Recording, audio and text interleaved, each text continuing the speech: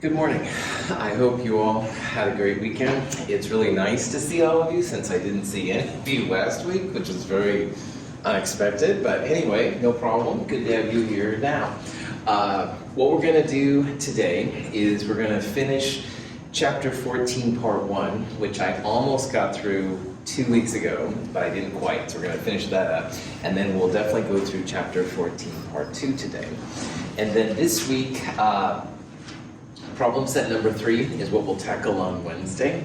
Le Chatelier's lab, if you can, print it out and bring it in and turn it in on Wednesday. But since you had an online lab, if you prefer to email it to me, that's fine too. Either way, it's up to you this week.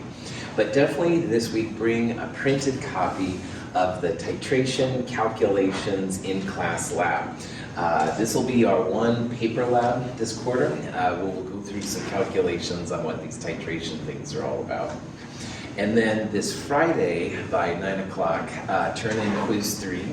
I'll release quiz 3 to the internet Wednesday night, and it will be due by Friday morning. And also this Friday, the rough draft class presentation paper is due. And for the rough draft, there's basically 3 things I'm looking for. Number 1 is that you have at least 2 typed pages on your class presentation topic. More is fine, but at least 2.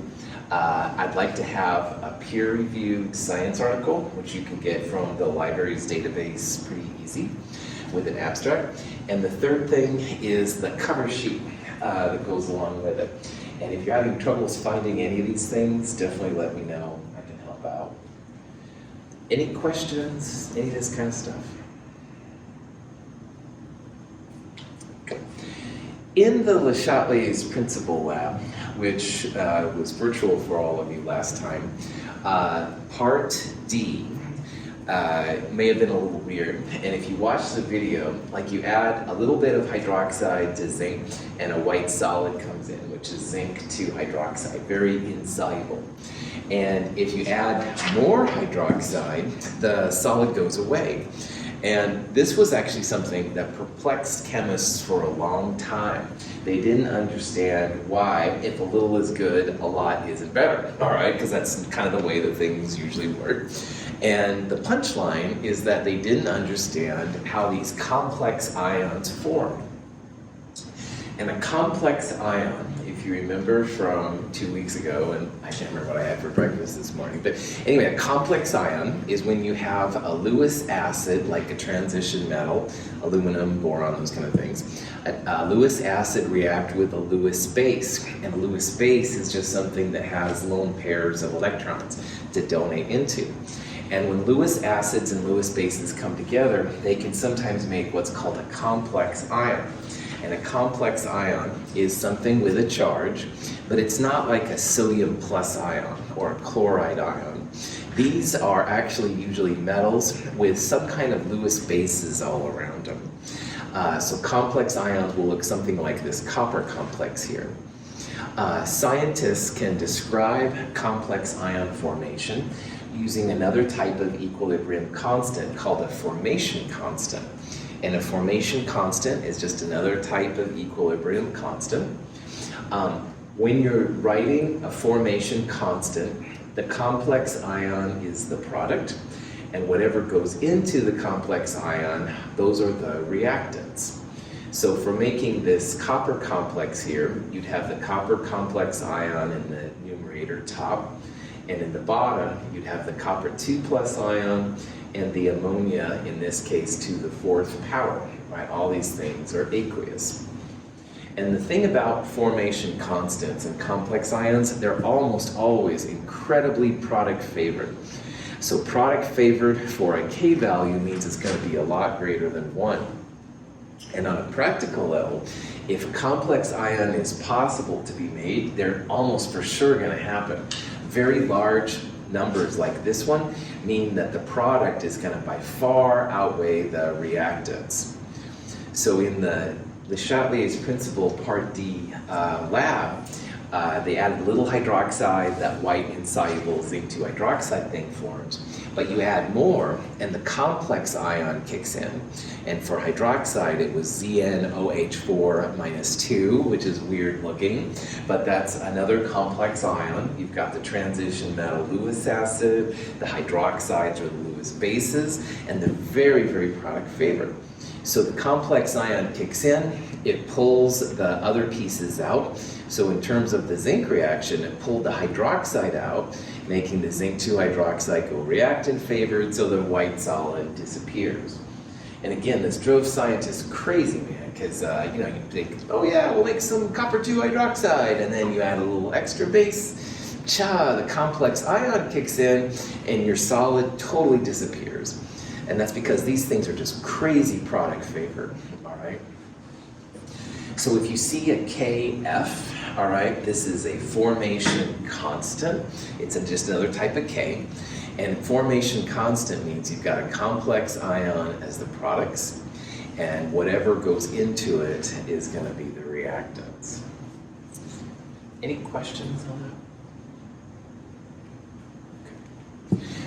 This is actually really helpful in the lab, believe it or not. In the lab, when silver chloride is a product that's made, it oftentimes sticks to the glassware. And if you want to have clean glassware, a lot of times you'll see like a white film on the glassware itself. And you can scrub it off, but it's kind of hard and you don't usually get it all. Well, if you understand complex ions, you can add some ammonia to this reaction. And ammonia actually reacts a little bit with the silver in the silver chloride.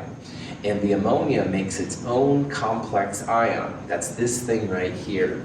Remember that an ion is just something with a charge, all right? And these are weird charged pieces, all right? So instead of being just chloride, a simple ion, this would be a complex ion because there's lots of parts to it. And this reaction is actually helpful because as ammonia is added, the silver chloride is reacted a little bit. It makes things which are aqueous. Ions are usually soluble in water or whatever. So we can get rid of those nasty white stains on top of it. Here's some actual math. This is a type of K we haven't talked about yet. It has to do with solubility, and we'll talk about this in chapter 15. Excuse me. But anyway, this is silver chloride going to silver plus and chloride. And this K right here, 1.8 times 10 to the minus 10. Now this K is much less than 1. So does that mean we're going to have more of the solid or more of the ions once equilibrium kicks in? More of the solid. Well done. And Juliana knew that, and you guys did too, is because when K is less than 1, that means reactant favored. Reactant is the solid, so you bet, when silver and chloride come together, it's like pure attraction, all right? And they will make silver chloride. This is very reactant favored. That just means you're going to see the white solid pretty easy. And that's why our glassware in lab a lot of times is stained with silver chloride, because it's hard to get rid of and stuff. However, if cool lab people, if we can ever get them in there anyway, then have to come in and clean then the glassware. If you add a little bit of ammonia, ammonia reacts with the silver ion to make this complex ion, which is AgNH32+. You don't have to worry about that part. And this K now, which is a formation constant, because it's a complex ion, 1.6 times 10 to the 7th. So this reaction is very product favored. And that means when silver and ammonia come together, it's going to make that complex ion. So we've got one reaction where the silver chloride is preferred. We have another reaction where the complex ion is preferred. And if you want, you can combine these reactions together, where silver chloride makes silver and chloride, silver and ion and ammonia make a complex ion.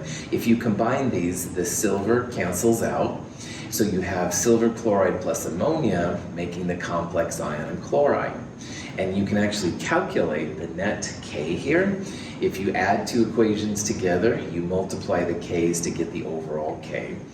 And the K, even though it's still reactant favored, it's much less reactant favored than the silver chloride. And that just means that it's easier to make the silver chloride dissolve. So ammonia does a pretty good job taking our silver chloride out. It's not 100%, all right? It's not product favored K, but it's a lot better than it was, which is kind of helpful in lab. So a Kf is a formation constant, and formation constants are for these complex ions. And if I said, hey, here's the Kf for this compound, you would write the complex ion as the product, and whatever goes into it, those would be the reactants for this particular one. Any questions on that? Is that cool? Now, this is kind of an overview of some of the stuff we talked about mostly 2 weeks ago. And I know that seems like a long time ago now, and I'm really sorry about that. I never expected to have snow in the spring, that's for sure. But anyway, these are just quick and dirty kind of overviews of the different things. I like to think of this chapter as the pH of acids and bases separately, all right? So if you have a strong acid, pH is minus log concentration of the acid. And there's only a couple of strong acids, HNO3, HClO4, HI, HBr, HCl. All right, those 5 would fall under this category. But all the other acids are weak acids, all right? And when you have a weak acid, you have to take into account the equilibrium constant Ka. And so like we saw 2 weeks ago, if 100 times Ka is less than Ca, which is going to be basically all the time from now on, pH of a weak acid minus log square root, that's what that means, square root Ka times Ca. And that's a super easy way to find the pH of a weak acid. Now likewise, there's only a couple of strong bases, NaOH, KOH, and LiOH. Those are the only 3 we're going to really deal with. And if you want to find the pH of one of those, 14 plus log the concentration of the base, we'll find that. So you've got 0.1 molar NaOH, you would go 14 plus log 0.1. All the other bases we're going to see, and there's a ton of them, are weak, and you have to take into account the Kb equilibrium constant. So you can see some similarities here in the equations. For the weak base, the pH 14 plus log square root Kb times Cb is what you want to use. And that assumes 100 times K is less than C, which like I said, is going to be basically all the time from now on. In addition, we saw that 14 equals pH plus POH. So if you have POH, you could translate to pH pretty easy. And as long as they're conjugates, pKa plus pKb equals 14. And those stem from Kw, which is always at 25 degrees. So if you're ever doing some kind of research where you're not at 25 degrees, some of your pH values will change and stuff like that. Any questions on any of that? Sweet. Okay, so that's it for chapter 14, part 1. And what we're going to do now is look at chapter 14, part 2. Now, in 14, part 1, it was kind of like the pH of acids and bases when they're by themselves. In chapter 14, part 2, we're going to tackle how to calculate the pH for any combination of acid and base, all right? And that's pretty cool, because if you are working for a company making phones or whatever, all right, they're going to have different amounts of acid and base coming together, and they might want to know how much acid is left over, i.e. what is the pH. So in this section, we're going to really focus on how to calculate the pH at any point, all right? And to demonstrate this and see what's happening, we're going to talk about titrations of acids and bases. And a titration is when you start with an acid or a base and you slowly add its opposite. So this is an example of starting with a weak acid, and you can tell that the pH, which is the y-axis, the pH starts acidic, less than 7. And we know that we're adding a base because the pH values are getting bigger. And pH gets bigger as you start adding base to it. So in this case, this is a weak acid adding to a strong base. And I'll share with you in this section how you can look at the equivalence point, which is the steep part right here of the curve, and determine that it really is a weak acid plus a strong base and not a strong acid plus strong base. So there's some pretty powerful tools in this section. One of the parts we'll look at in this section is buffers, and that's what that handout on the cheesy paper I gave you is all about. So without further ado, let's do it. Now, normally at this time, students would have done multiple titrations. In our classes, things have been so strange this year. I'm hoping that you did a titration maybe in Chem 221, the unknown chloride lab and stuff, but we haven't done as many titrations as I was hoping, but what are you gonna do? So in a titration, all right, you're starting with some kind of chemical, all right, and in this example, it's HCl, all right, and you have a burette, which is a long, narrow tube with volume marks on it. And if we start with an acid, then there would be a base up here. But you could also have a base down here and you titrate with an acid. They're both fine. And then you have some way to measure the pH.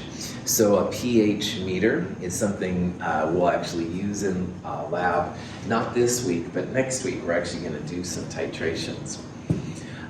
So anyway, we'll have a burette set up, have some kind of chemical in a beaker or on there or whatever, and we'll have a pH probe inside that actually monitors the pH. And that's what a titration's all about. You slowly add in from the burette the opposing chemical, and you monitor the pH changes along the way. So in a titration, you usually know what you're starting with. You can monitor the pH changes, and you know the volume that is being added to induce those pH changes. And from this, there's a lot of information you can get. The equivalence point is the real important part of a titration. And the equivalence point, which was that really steep part of the curve I showed just a bit ago, that's important to chemists because at the equivalence point, the moles of what you start with equal the moles of what you're adding. So in this example right here, the equivalence point is where the moles of the acid HCl equal the moles of what we're adding, the sodium hydroxide. And from that point, there's some real important information you can gather out, and that's what we'll look at along the way. There we go. So in this section, we're trying to find the pH of any point of the titration so we can find the amounts. In this little picture right here, there's some color changes happening. Sometimes a chemical is added down to the initial stuff that changes color in the presence of extra acid or extra base. So in this particular example, this is the beginning and this is the ending. So in the presence of the acid HCl, it was kind of a pink color, and in the presence of the base, it turned kind of a yellow color. And that's just a visual way to understand that you've gone into the equivalent zone and you're into it.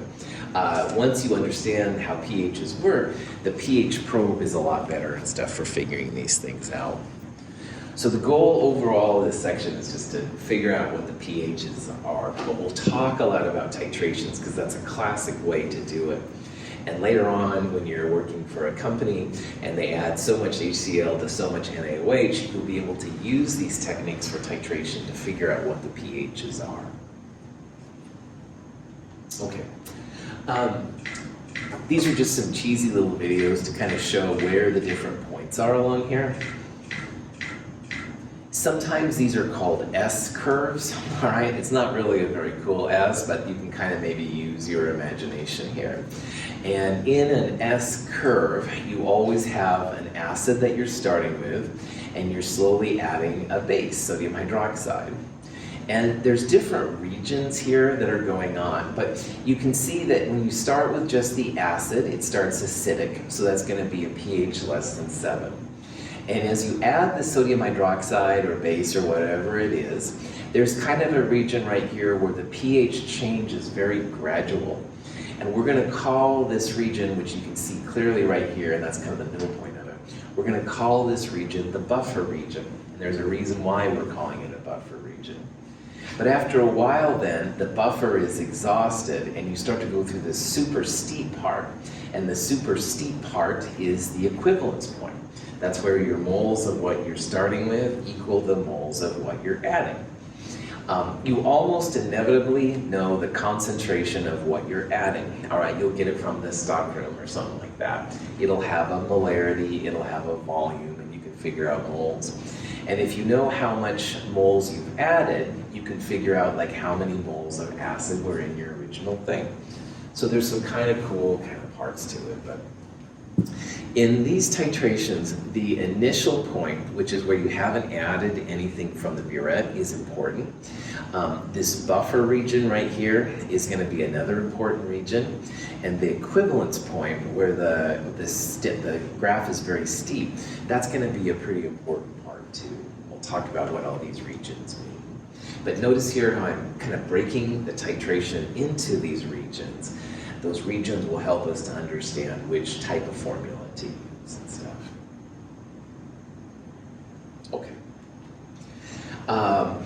In a titration, when you have a weak acid in this example, or a weak base, it's really important to remember how the weak acid, as it's used up, creates its conjugate base.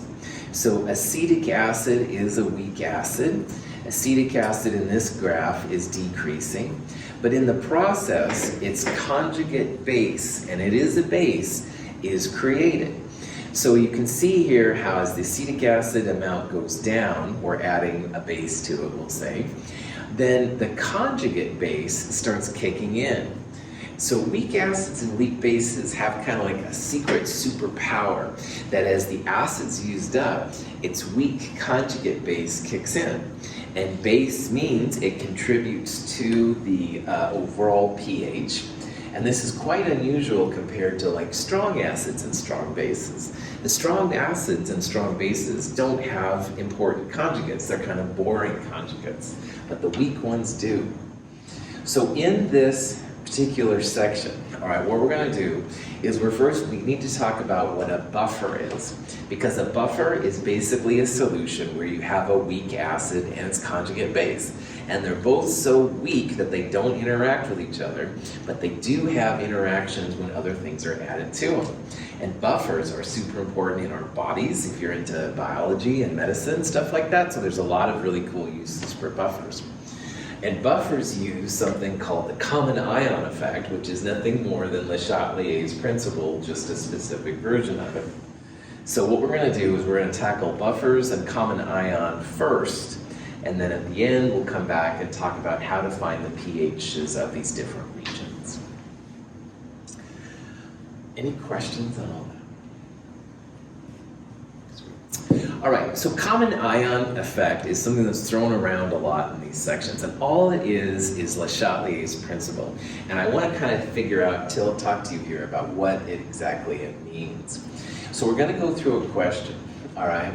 And what we're going to do is we want to find the effect of the pH if you're adding ammonium chloride to ammonia, all right?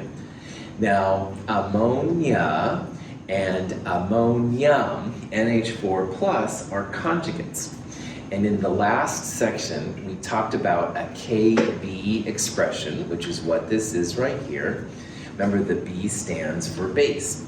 And if something is creating hydroxide, it's a base. So ammonia plus water, making its conjugate acid ammonium plus hydroxide, this is a KB. And we could look this value up in the table of acids and bases we used in problem set 2. Stuff like that. The difference now in this question, though, is that in chapter 14, part 1, we looked at just ammonia by itself, all right? And ammonia is basic, blah, blah, blah. But now we're going to add some conjugate acid to the solution, all right? So common ion just means that you've got ammonia already in equilibrium, and you're adding an ion which is common to another reaction. So in this case, we've got the ammonia equilibrium going on, and we start pumping in ammonium. Now, as you add ammonium, as you add a product, do you think by Le Chatelier's principle, this is going to move to the left, move to the right, or no effect? Left, that's right, it's going to move to the reactant side.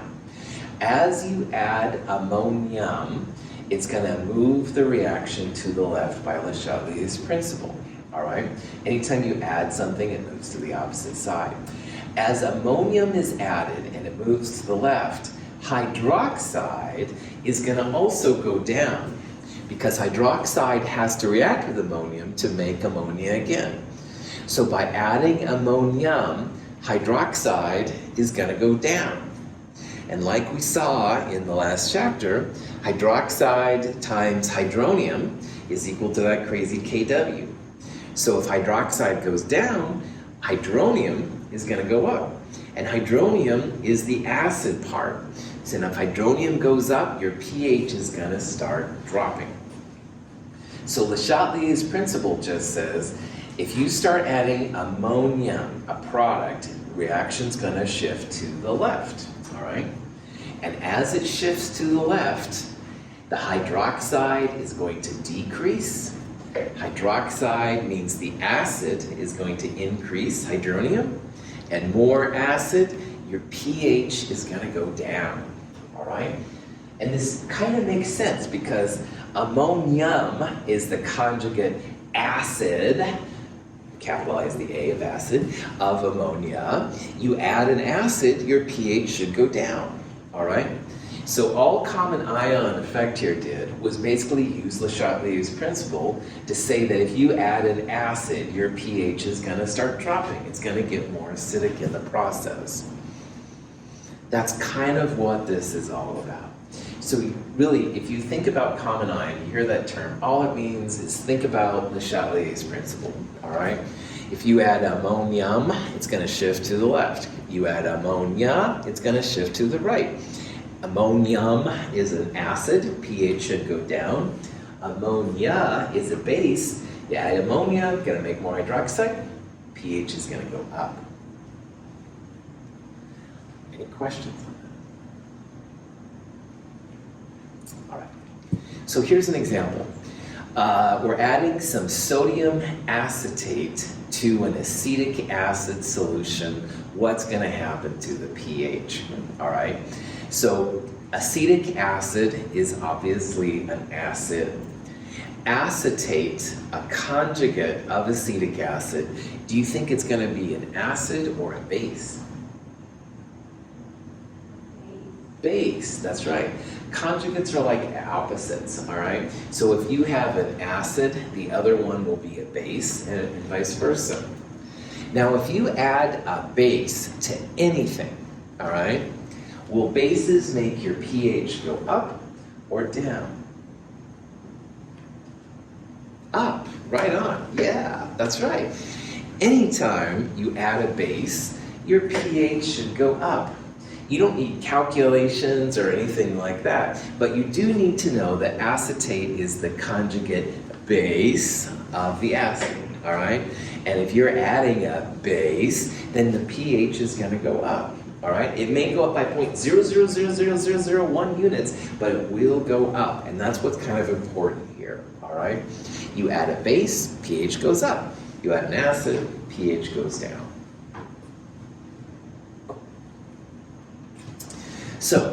So let's go back to this problem, all right? We're going to add ammonium chloride to ammonia. So let's first of all figure out what the pH of the ammonia by itself will be. And we have a 0.25 molar solution. Well, we can set up the ice table. 0.25 is the initial ammonia. We don't have any ammonium or hydroxide. At equilibrium, everything has to be positive numbers, so these two will increase by x, and ammonia will decrease by x.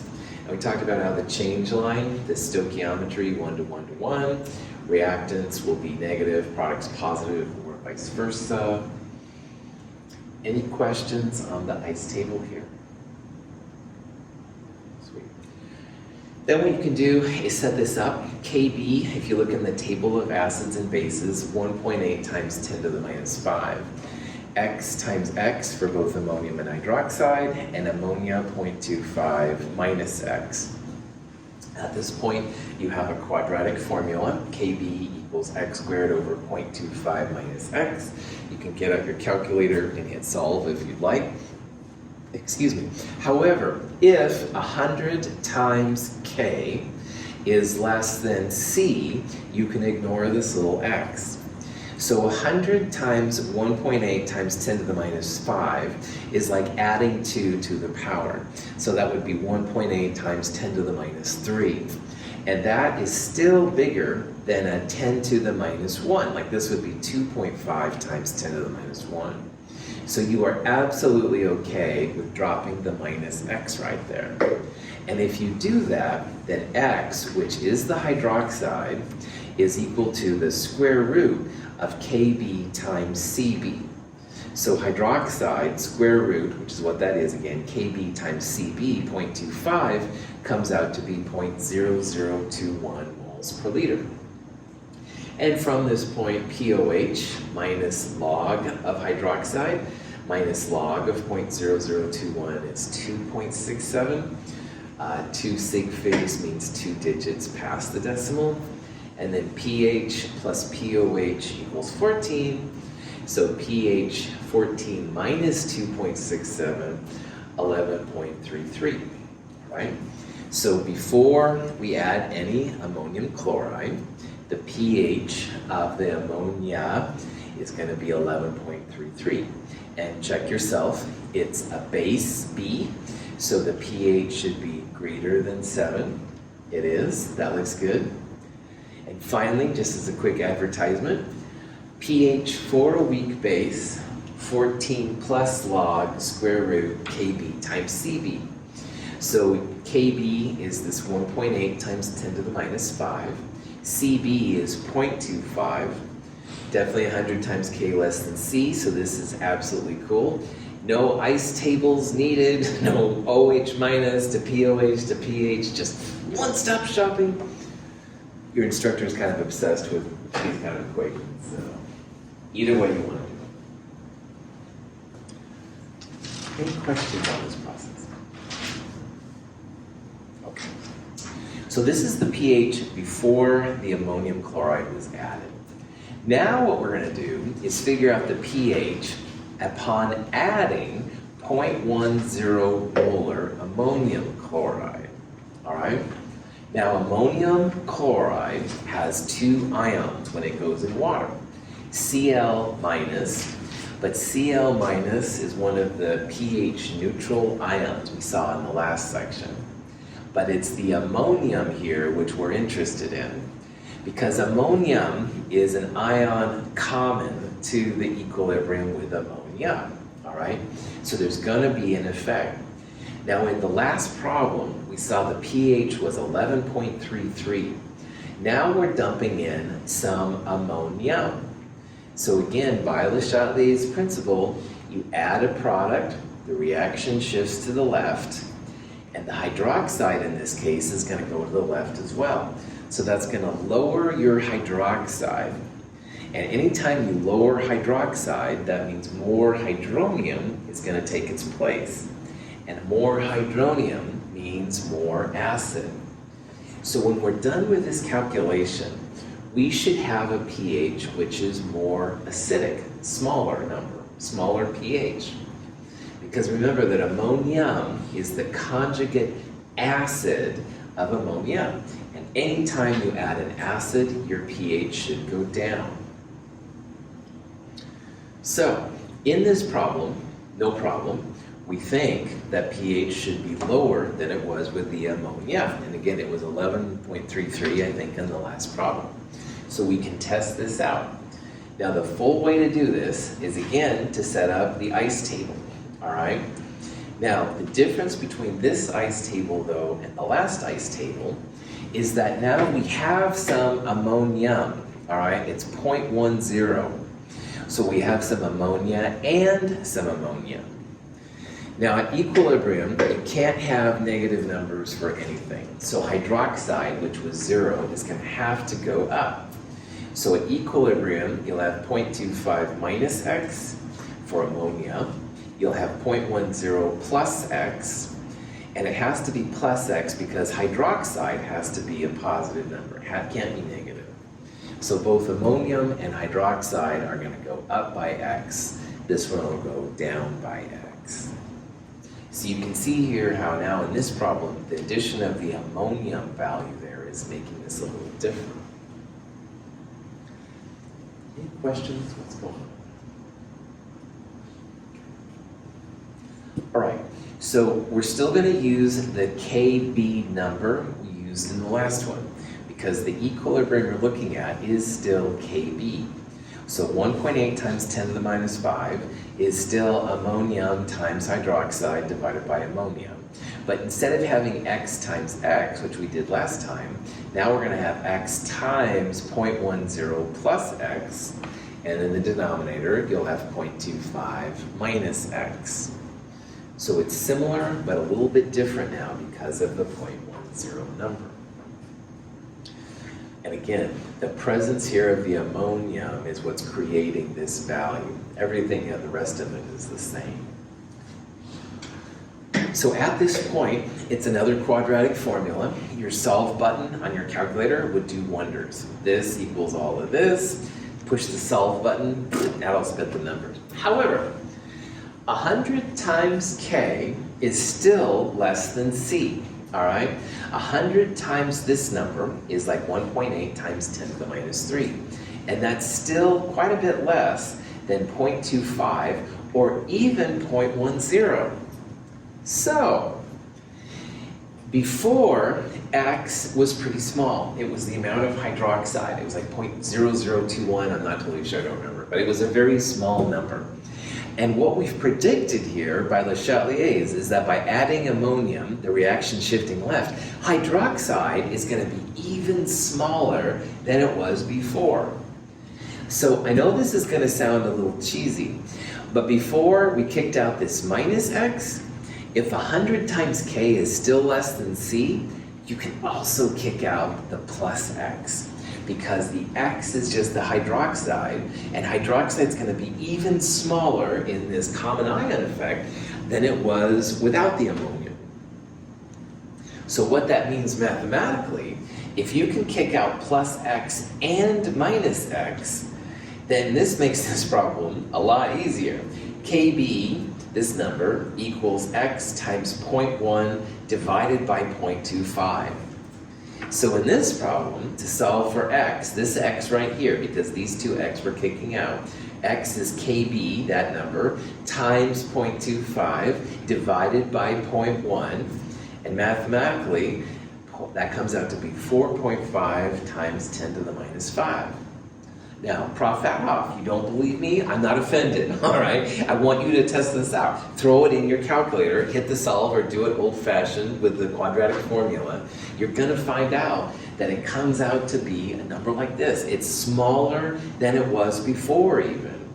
So we are totally justified in ignoring this minus x and the plus x if 100 times k is less than c. And trust me, that makes your life so much easier as a chemist.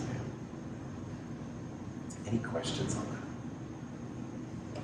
Okay, so like before, POH minus log of hydroxide. So minus log of this number comes out to be 4.35. And the pH, which is 14 minus POH, 9.65. And this is kind of cool to think about, because when the ammonia was the only game in town, the pH was 11.33. But when you add the ammonium, an acid, your pH drops to 9.65. So it became more acidic as you added this ion, which was common to the KB expression. Again, we added an acid, ammonium, the conjugate acid of ammonia, and the pH becomes more acidic, all right? So that's kind of cool. Le Chatelier's predicted it, our calculations confirmed it. I've shown you some quick and dirties here to kind of make your life a little bit easier, i.e. non-quadratic. Woohoo! Any questions? What would happen if you added an acid that wasn't a conjugate? Cool. We're going to talk about that in regards to adding a strong acid or a strong base, all right? Weak acids plus weak bases are not something that's usually covered in this section because A, it's incredibly rare, and B, the calculations are weirder. But what you could do, Juliana, if you ever had that, is you'd compare Ks, all right? And you'd compare the Ka of the weak acid to the Ka of the conjugate base for what you've got. And the stronger K pushes to the weaker K, so that would be where you'd start, and from there you could find like how much was left and stuff. In the real world of chemistry, almost always you're adding strong acids or strong bases to weak acids or weak bases. And so it's a very rare application, but it is possible and you can do it. It's just more fun than sometimes people do. Great question. Other questions? All right. So this question right here, where you have a weak base and its conjugate acid in solution at the same time, this is what a buffer is. And a buffer is something super important to us as human beings and also to us as scientists. A buffer is just a combination of chemicals that resists changes to pH, all right? And our blood, thankfully, is a buffered solution. So knowing about what a buffer is really important unto itself, regardless of all this titration, acid, and base nonsense. So if you hear about a buffer, all right, a buffer is just a solution that will resist changes to pHs. And buffers are really just special cases of this common ion effect, and that's why we're talking about it. When you have a buffer, you have to have a weak acid and its conjugate base present at the same time, or a weak base and its conjugate acid at the same time. So here are some examples of buffers. Acetic acid, which is HOAC we talked about, and acetate, that would be a great buffer. You could have dihydrogen phosphate and hydrogen phosphate. Those would be cool buffers. You could also have a weak base and its conjugate acid, so we just went through ammonia and ammonium. That would be cool. But what you wouldn't want to do, which was what Juliana's question kind of alluded to, for a buffer anyway, you wouldn't want to have like a weak acid acetic acid and a weak base ammonium. Those are not conjugates of each other. And you can figure out pHs for it, just a little bit crazier. You have to compare Ks and stuff like that. You also don't want to have strong acids or strong bases in your buffers. You only can have weak acids and their conjugate bases, or weak bases and their conjugate acids. Now, the handout I gave you on the funny paper, and again I apologize for the paper, that's the Buffers and Henderson-Hasselbalch guide. And we're going to see here that the HH equation, which is what I'll refer to this sometimes as, is super helpful for finding pH changes for buffers. And it's basically just combining all the ice tables and stuff like that. But think about that in the back of your mind here, because I made this handout for you for a reason, all right? And you'll see why as we go through this problem. So here's a problem you might see. It says, which of these combinations would be an ideal buffer solution? And again, the thing you're looking for is you want to have a weak acid and its conjugate base, or a weak base and its conjugate acid. Is HNO3 a strong acid or a weak acid? Strong acid. Strong acid, my man. Strong acids don't make good buffers, all right? So no strong acids in your buffers.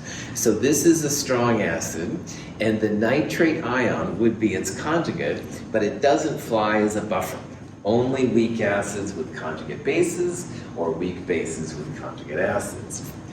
HCl, a strong acid, KOH, a strong base, those are neither conjugates nor weak acid weak bases, so B is like flat out, all right? But if you look right here, all right, CH3CO2H, this is acetic acid, this is HOAC.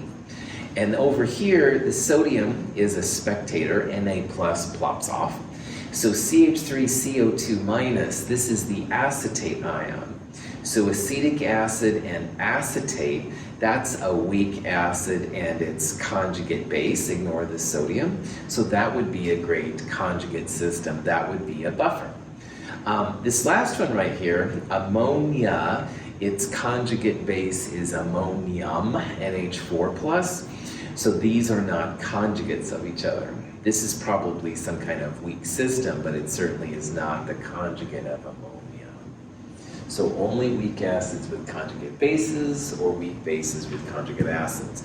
You don't have to even worry about the molarities at this point. You're just looking for what the actual chemicals are that are being involved. Any questions on that? Sweet. The pH of a beaker of ordinary tap water is 6.29, slightly acidic because small amounts of carbon dioxide are dissolved in it. When we add a 0.1 molar solution of hydrochloric acid to the beaker, the water shows a large change in pH. Water is not a buffered solution. In this case, you have just regular tap water. It's a little acidic because of CO2 in it. CO2 in water makes a little carbonic acid. It's a weak acid, so it's a little acidic, but basically close to 7. Anyway, you add HCl, bam, pH drops from 6 point whatever it was to 1.8, all right? A strong acid usually has a very strong effect on the pH if you're not in a buffer. But down here, we're going to see we have a buffered solution. It's about the same pH. It's a little bit more basic, but it's pretty close. This one is 6.92. And see what happens when you add the same amount in concentration of HCl as the last one. In the beaker is a mixture of dissolved dihydrogen phosphate ion and its conjugate base, hydrogen phosphate ion. The solution has a pH of 6.92. We add 10 milliliters of a 0.1 molar solution of hydrochloric acid, which causes only a small decrease in pH to 6.72. The solution is said to be buffered by the conjugate pair. This phosphate buffer system is found in the kidneys and helps to regulate blood pH. So in this example, they added the same amount of HCl, same concentration, and instead of dropping the pH from just about 7 to 1.8, this one dropped from just about 7 to 6.72. So a very small pH range. And this is important for us biologically. This is a buffer system apparently that's used in our kidneys. So I really like hot, spicy food, which a lot of times has a lot of acid to it. If I liked hot, spicy foods and I didn't have this in my buffer, my kidneys would probably do all kinds of damage and stuff like that. But woohoo, buffers to the rescue. It actually then makes it more bearable so your kidneys can continue to function without having weird things. So buffers will really resist changes to pH, which makes them pretty important. In our bodies, there's all kinds of buffers, and one of them we kind of talked about a little bit there was how the water was acidic. And water is a little bit acidic because carbon dioxide will dissolve to a point in water. And when it does, it makes carbonic acid. These are all equilibriums. They're not necessarily product favored or whatever. And the carbonic acid makes a little bit of acid in regular water. And this is totally in our bodies as well, all right?